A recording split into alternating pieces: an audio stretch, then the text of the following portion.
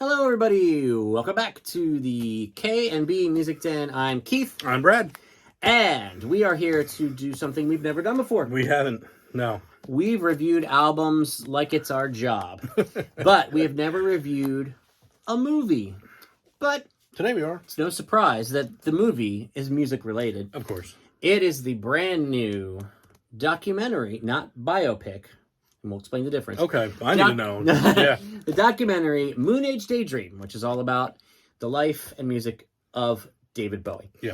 Now, the difference from what I've been able to gather, a biopic is like Bohemian Rhapsody, where someone's acting in it. They're being Freddie Mercury. They're being the members of the band. Oh, okay. I see what you're Whereas saying. this is footage and interviews and artistic stuff. Gotcha. That makes sense. Yeah. So this is a true documentary. Yes.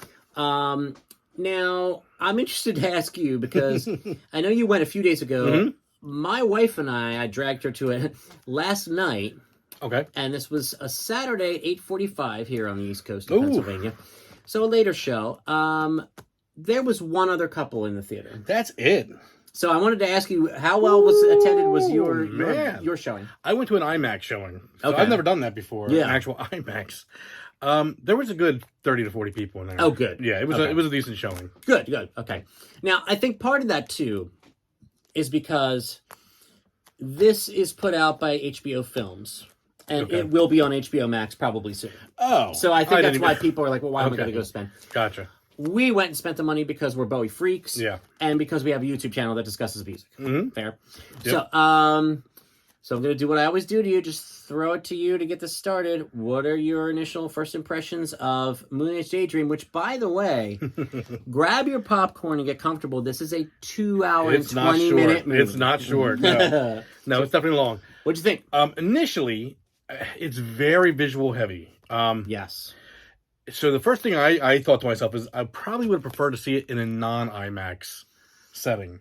Because that IMAX setting, let me just tell you, I thought I was getting beat up a few times. The chairs shaking, the screens moving. It was an experience. Let me just put that. Now, it wasn't one of those with the glasses. No, there was no glasses, but it's just the screens the size of like a house. Like, yeah. And if you know the colors and the sounds and just how loud some parts of the movie would get, and then how it just really created quite an atmosphere. I'll tell you that. Overload. Oh, it was. But I will say the first 10 minutes, I wouldn't say I struggled with, but it was a lot, and I was trying to grasp what was going on, what the direction was, and it was crazy. It was kind of just a crazy, scattered vibe of it. And I don't know that it ever changed, but my brain became crazy scattered, and I started understanding, even though I probably shouldn't have. But Bowie, this captured Bowie in a lot of different his aspects: art, music, just written and verbal skills. He had a great interviewer, his intelligence. Oh, brilliant man. So if I had any complaints, I don't even know if it's a complaint at this point, is that it wasn't chronological. But the way it was filmed, it would not work if it was chronological either. Because this thing just hopped around and just kept you on your toes. So, I mean, first part of it, like I said, it took me a minute to get into it. By the end of it, I was loving it. So, it's one of those ones where it turns you into the movie. You get involved, and it's like you're in his head for a little bit. Yeah. So, what did you think? I agree with you. Okay.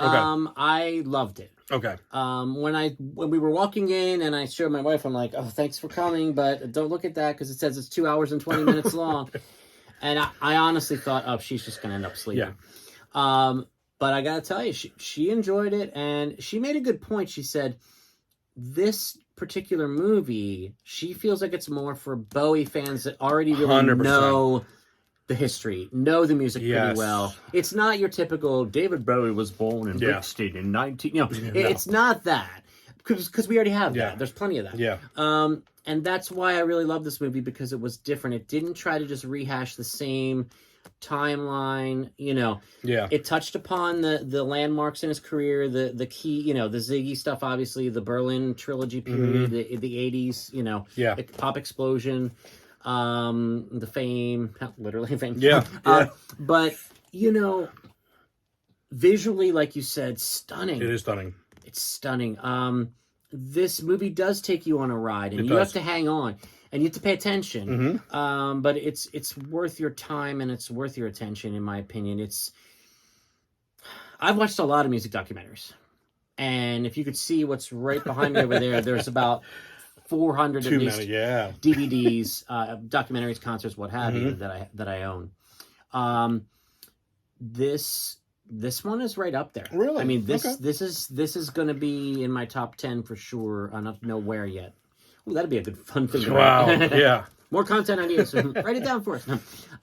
But gosh, I really, really, the vibrant colors, like you said, and just the one part that I remember that just really stood out to me is when he was being interviewed about his art, his paintings. Okay. And he was very shy and very not confident yes.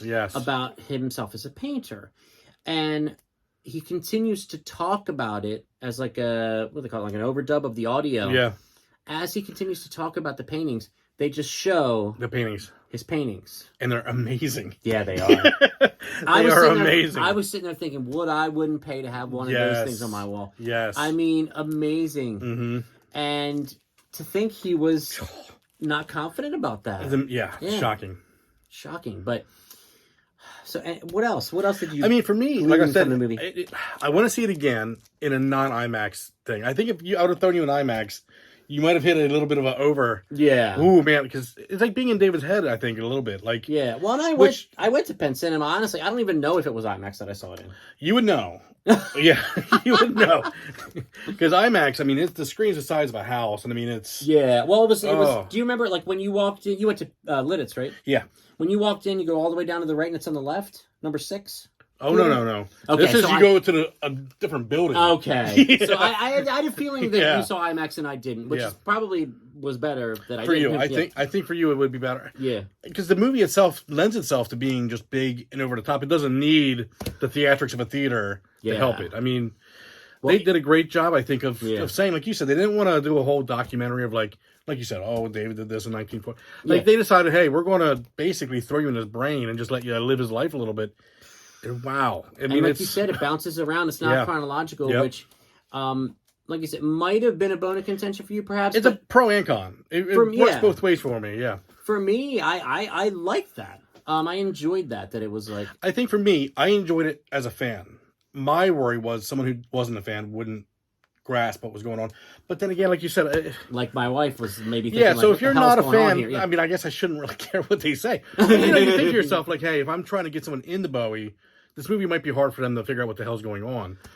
Yeah. Whereas with us, you totally understand, but... Yeah. Yeah, I mean, it's more of a... That goes back to what my wife said, this movie seems more geared towards the Bowie fanatics. It is. The scary monsters and the super freaks that we are. But, yeah, I mean, I enjoyed it now. It'd be interesting for us when it comes to HBO Max, which I do have. And I have the big screen TV upstairs. Maybe we should watch it on that so you can have a non-overload so version. it's because, boy, it was. You might enjoy really it more. was. Yeah. But, yeah, I mean, it was a great night out for me and the missus. Enjoyed it. And it was funny because we were walking in, and there was a couple in front of us, a little bit older than us, and... the woman of the couple had like some pink streaks in her hair, and she looked like she was in her 50s probably. Okay. And we're walking in, and I said to my wife, I said, they're going to the Bowie movie. And then little did I know they would be the only other people in the theater with us. But I knew something about them. I knew they're going to see the Bowie artistic, movie. Yeah, they got the... Well, I can say, when the movie ended in the theater I was at, we had more than 2, there was a standing applause. Nice. Yeah, so... if that helps you out with anything, the crowd did give a cheer, which was... That's the only movie I've ever been to where it ended like that, where people got up and cheered. So... That's great. Yes. Yeah, absolutely. I mean, if we had more people, maybe we would have too. But, geez, I enjoyed it, man. I really enjoyed it. I'm trying to think of other moments. They kept showing the different visuals of when he had, like, it was like blue suit or something, and his hair was blue or the suit was blue, but it was very vivid. The colors were so vivid. Oh, you're talking about from the video Life on Mars. Yes. Okay, yeah. Thank you, yes, that was beautiful, and some of the interview footage that they interspersed in I had seen before here and there. But but yeah, and then the audio overdubs of his voice while they're showing different things visually. And I kept thinking to myself, I think David Bowie, gosh, if he were still with us, would have sat down in the theater and watched that and been like, well done, guys. Yeah, I because, think so. Yeah. you know, it's like the movie, to me, was like The Man, in the sense that it was artistic. It was a little challenging. Yeah. It was not, it was a chameleon. Yeah. You know, it would be here, and then it will be here, and then it will be here. I agree. Well, that's David Bowie. Yep. That's his music, that's his career, that's his life, that's his art. So, didn't surprise me at all about that aspect of it, but thoroughly enjoyed it. I did too. Thoroughly enjoyed it. So, any final thoughts here? No, I mean, I would definitely recommend it if you haven't gone and seen it yet.